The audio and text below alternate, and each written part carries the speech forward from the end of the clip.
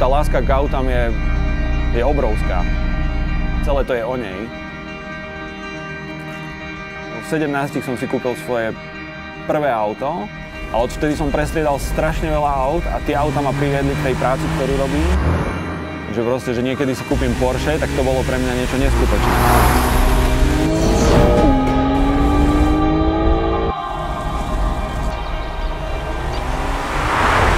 Najznámejšie prepojenie k autám je káva. Že je to až také, že cars and coffee a všade to poznajú ľudia, lebo každý, kto sa ide na aute previesť, ide sa niekde zastaviť na kávičku. A my sme tomu dali 4 steny a nejaký priestor.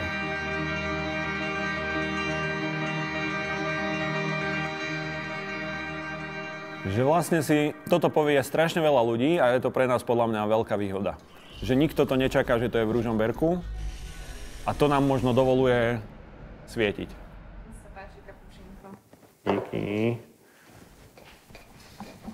Tie auta tu môžeme brať ako dekoráciu.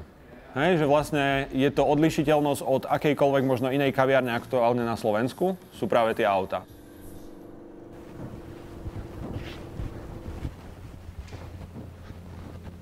Idem sa ti zdraviť.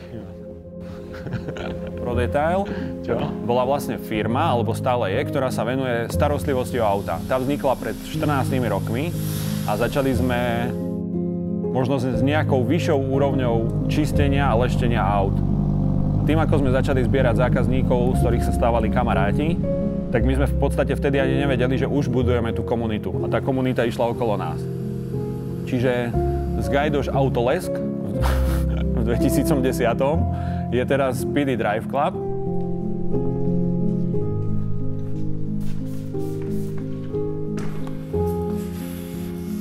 Tá cesta je cieľ a toto je akože svätá pravda a je to v skratke povedané všetko.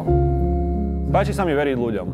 To je zase o tej normálnosti. Že proste keď sem prídu úplne v pohode ľudia, z ktorých vidíš, že ich to baví, že nemám absolútne žiadny problém ich zobrať vlastne do časti, ktorá nie je pre verejnosť denne otvorená, kde skladujeme autá, kde sa na fantastických autách robí.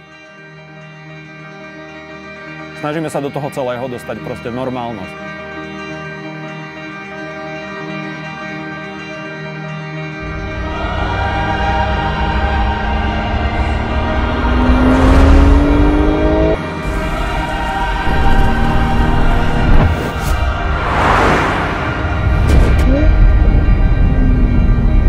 V podstate celý ten PD Drive Club je asi viac o ľuďoch ako o tých autách.